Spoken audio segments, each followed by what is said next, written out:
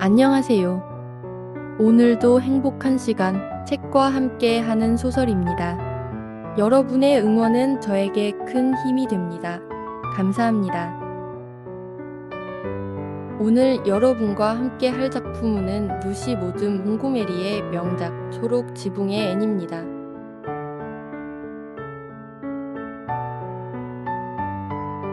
지난번 영상에서 에이벌리 아이들 사이에 내기놀이가 유행하던 중 평소 앤을 시기하던 조시파이가 앤에게 베린의 부엌 지붕 용마루를 걸어보라는 위험한 도전을 제안합니다. 앤은 두려웠지만 자신의 명예를 지키기 위해 당당히 용마루에 올라섭니다. 하지만 몇 걸음 못 가 중심을 잃은 앤은 지붕 아래 담쟁이 덩굴 속으로 추락하고 결국 발목이 부러지는 부상을 당합니다. 이 사고 소식을 들은 마릴라는 앤이 자신에게 얼마나 소중한 존재인지 다시금 깨닫게 됩니다. 앤은 7주 동안 침대에 누워 지내야 했지만 특유의 상상력과 친구들의 따뜻한 병문안 덕분에 고통을 긍정적으로 이겨냅니다. 치료를 마친 앤은 새로 오신 스테이시 선생님과의 만남과 학교 생활에 대한 설레는 기대를 안고 다시 일어섭니다. 오늘은 어떤 일들이 펼쳐질까요? 지금 시작합니다. 끝까지 함께 해주세요. 제24장 스테이시 선생님과 제자들이 콘서트를 준비하다. 애니의 학교로 돌아갈 준비가 되었을 때는 다시 10월이었다. 온통 붉은색과 금색으로 물든 영광스러운 10월이었다. 골짜기마다 마치 가을의 정령이 태양이 마셔버릴 수 있도록 부어놓은 듯한 섬세한 안개자 수정색, 진주색, 은색, 장밋빛, 그리고 청회색의 안개가 가득 찬 부드러운 아침이었다. 이슬은 어찌나 무거운지 들판은 은색 천처럼 반짝였고 줄기가 많은 숲속 오목한 곳에는 바스락거리는 나뭇잎들이 수북이 쌓여 있어 그 위를 달릴 때마다 바삭거리는 소리가 났다. 자작나무 길은 노란 차양처럼 덮여 있었고 그 길을 따라 늘어선 양치 식물들은 시들어 갈색으로 변해 있었다. 공기 중에는 톡 쏘는 기운이 감돌아 달팽이와는 달리 빠르고 기꺼이 학교로 향하는 어린 소녀들의 마음을 고취했다. 다이애나 곁에 작은 갈색 책상으로 다시 돌아온 것은 정말로 즐거운 일이었다. 통로 건너편에서 루비 길리스가 고개를 끄덕이고 캐리 슬로는 족지를 보내오며 줄리아 벨은 뒷좌석에서 씹는 검을 건네주었다. 애는 연필을 갖고 책상 안에 그림 카드를 정리하며 행복한 숨을 길게 내쉬었다. 삶은 확실히 아주 흥미로웠다. 새 선생님에게서 애는 또 한 명의 진실하고 도움이 되는 친구를 발견했다. 스테이시 선생님은 밝고 공감 능력이 뛰어난 젊은 여성이었으며 제자들의 애정을 얻고 유지하며 그들 내면의 정신적, 도덕적 최선을 이끌어내는 행복한 재능을 지니고 있었다. 애는 이런 건전한 영향 아래 꽃처럼 활짝 피어났고 감탄하는 매슈와 비판적인 마릴라에게 학교 공부와 목표에 관한 열정적인 이야기들을 집으로 실어날랐다. 마릴라 아주머니, 전 온 마음을 다해 스테이시 선생님을 사랑해요. 선생님은 정말 숙녀다우시고 목소리도 아주 달콤하시거든요. 선생님이 제 이름을 부르실 때면 제 이름 끝에 이를 붙여서 스펠링을 쓰고 계신다는 게 본능적으로 느껴져요. 오늘 오후에는 낭독 시간이 있었어요. 제가 스코틀랜드의 여왕 메리를 낭독하는 걸 아주머니께서 꼭 들으셨어야 했는데 말이에요. 전 정말 영혼을 다 쏟아부었거든요. 루비 길리스가 집에 오면서 말해주기를 제가 이제 아버지의 팔을 빌려 나의 여인 같은 마음이여 안녕이라는 대목을 읊을 때 정말 피가 얼어붙는 줄 알았대요. 그렇다면 조만간 여기 헛간에서 나를 위해 한번 읊어주겠니? 매슈 아저씨가 제안했다. 물론이죠. 애니 깊은 생각에 잠겨 말했다. 하지만 그때만큼 잘하지는 못할 거예요. 숨을 죽인 채 제 말 한마디 한마디에 귀를 기울이는 정규색을 앞에 두고 할 때만큼 흥분되지는 않을 테니까요. 아저씨의 피를 얼어붙게 만들지는 못할 것 같단 말이죠. 린드 아주머니 말로는 지난 금요일에 남자애들이 까마귀 둥지를 찾으러 벨레 언덕에 있는 큰 나무 꼭대기까지 기어 올라가는 걸 보고 본인 피가 다 얼어붙는 줄 알았다더구나. 마릴라가 말했다. 스테이시 선생님은 왜 그런 걸 권장하시는지 모르겠어. 하지만 자연 공부를 하려면 까마귀 둥지가 필요했는걸요. 애니 설명했다. 그건 야외 학습 오후 시간이었거든요. 아주머니, 야외 학습 시간은 정말 멋져요. 스테이시 선생님은 모든 걸 아주 아름답게 설명해 주시죠. 야외 학습에 대해 장문도 써야 하는데 제가 제일 잘 써요. 그걸 내 입으로 말하다니 참 자만심이 강하구나. 그런 말은 선생님이 하시게 두렴. 하지만 선생님이 정말로 그렇게 말씀하셨는걸요. 마릴라 아주머니.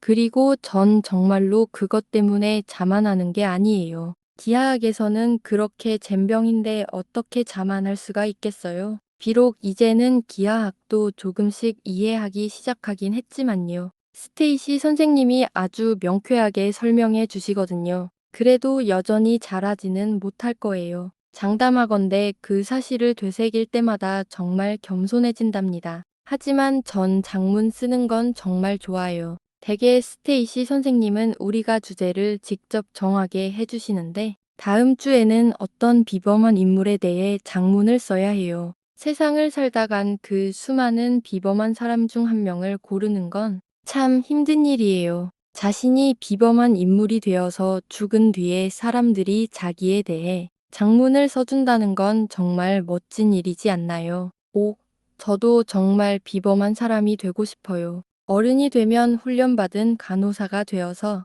자비의 사절로 적십자사와 함께 전장으로 나갈까 봐요. 그러니까 해외 선교사로 나가지 않는다면 말이죠. 그건 정말 로맨틱하겠지만 선교사가 되려면 아주 착해야 하니 그게 걸림돌이 되겠네요. 우린 매일 체육 운동도 해요.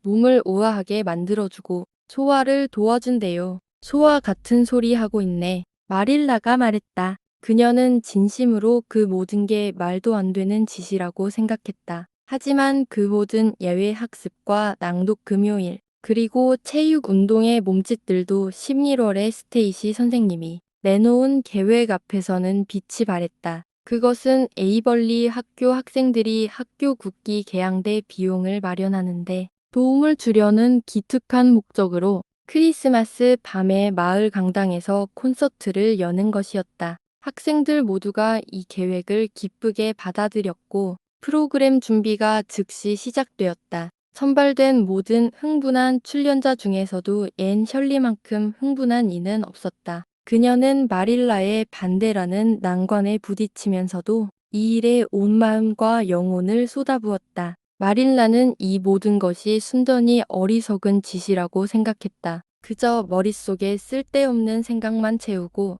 공부에 쏟아야 할 시간만 뺏는 일이잖니. 마릴라가 투덜거렸다. 난 아이들이 콘서트를 열겠다고 연습하러 이리저리 뛰어다니는 거 찬성하지 않는다. 그런 건 아이들을 자만하게 만들고 나서기 좋아하게 하며 밖으로 쏘다니는 것만 좋아하게 만들 뿐이야. 하지만 가치 있는 목적을 생각해 보세요. 앤이 간곡히 설득했다. 국기는 애국심을 길러줄 거라고요. 마릴라 아주머니, 웃기는 소리. 너희 중 누구의 생각에도 애국심 따위는 눈곱만큼도 들어있지 않아. 너희가 원하는 건 그저 즐겁게 노는 것뿐이지. 그렇지만 애국심과 재미를 결합할 수 있다면 그것도 괜찮은 것 아닌가요? 물론 콘서트를 준비한다는 건 정말 근사한 일이에요. 합창을 6곡이나 할 거고 다이애나는 독창을 하기로 했어요. 전 대화극 2편에 출연하는데 뒷공론 억제협회와 여정여왕이에요. 남자애들도 대화극을 하나 할 거고요. 그리고 마릴라 아주머니, 전 낭독도 2번이나 해요. 생각만 해도 몸이 떨리지만 아주 기분 좋고 짜릿한 떨림이에요. 마지막엔 믿음, 소망, 사랑이라는 타블로 정지 소품극을 보여줄 거예요. 다이애나와 루비와 제가 출연하는데 모두 흰 옷을 걸치고 머리를 길게 풀고 나갈 거예요. 전 소망 역할을 맡았는데 손은 이렇게 맞잡고 눈은 위를 향해 들어 올릴 거예요. 낭독 연습은 다락방에서 할게요. 혹시 제가 신음하는 소리가 들려도 놀라지 마세요. 작품 중 하나에서 가슴이 찢어지는 듯한 신음을 내야 하는데 마릴라 아주머니 정말 예술적인 신음 소리를 내는 건 참 어렵거든요.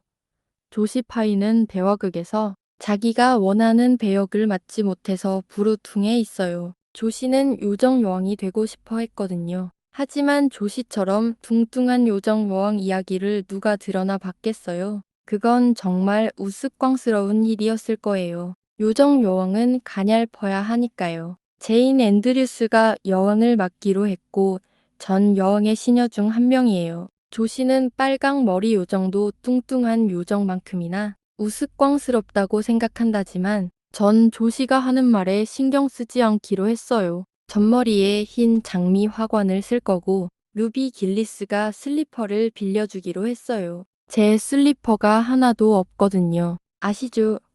요정들에겐 슬리퍼가 꼭 필요하다는 거요. 요정이 부츠를 신고 있는 건 상상조차 할 수 없잖아요. 그렇죠? 게다가 앞코에 구리를 덧댄 부츠라면 더더욱요. 우린 공연장을 기는 가문 비나무와 분홍색 습지용 종이 장미를 넣은 전나무 장식 문구들로 꾸밀 거예요. 그리고 관객들이 자리에 앉으면 엠마 화이트가 풍금으로 행진곡을 연주하는 동안 우리 모두 2명씩 착을 지어 행진하며 들어갈 거예요. 오, 마릴라 아주머니.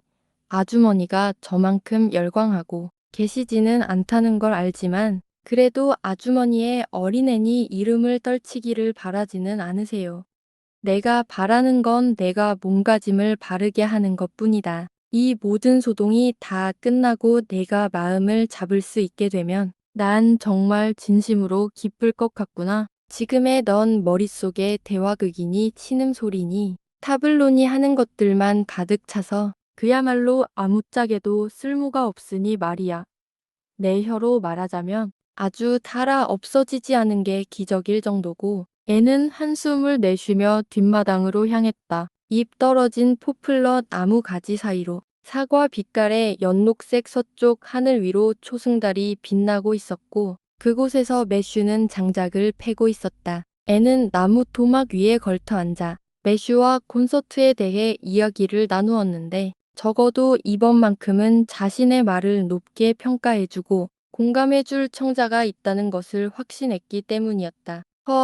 내 생각엔 아주 훌륭한 콘서트가 될 것 같구나. 그리고 너도 내 맡은 바를 잘 해낼 거라고 믿는다. 매슈가 앤의 여리에 차 생기 넘치는 작은 얼굴을 내려다보며 미소 지으며 말했다. 앤도 그를 향해 마주 미소 지었다. 두 사람은 최고의 친구였고 매슈는 앤을 키우는 일에 자신이 관여할 필요가 없다는 사실에 몇 번이고 감사를 표하곤 했다. 그것은 마릴라만의 독점적인 의무였다. 만약 그게 자신의 일이었다면 그는 자신의 마음이 가는 방향과 소위 의무라는 것 사이에서 빈번하게 일어나는 갈등 때문에 고민했을 것이다. 상황이 이렇다 보니 그는 마릴라의 표현대로 자신이 원하는 만큼 마음껏 앤을 망쳐놓을 버릇없게 만들 자유가 있었다. 하지만 결국 그것은 그리 나쁜 방식은 아니었다. 가끔은 약간의 인정이 세상에 그 어떤 양심적인 훈육만큼이나 큰 도움이 되기도 하니까 말이다. 크리스마스 밤에 마을 강당에서 콘서트를 여는 것이라니 생각만 해도 설레이는데 애는 얼마나 더 설레일까요? 저도 크리스마스 날 성당에서 합창단으로 노래를 불렀던 적이 기억나네요. 여러분들도 크리스마스 날 밤에 보냈던 추억들이 하나씩은 있으시겠죠? 오늘 이야기 여기까지입니다. 끝까지 함께 해주셔서 감사드립니다.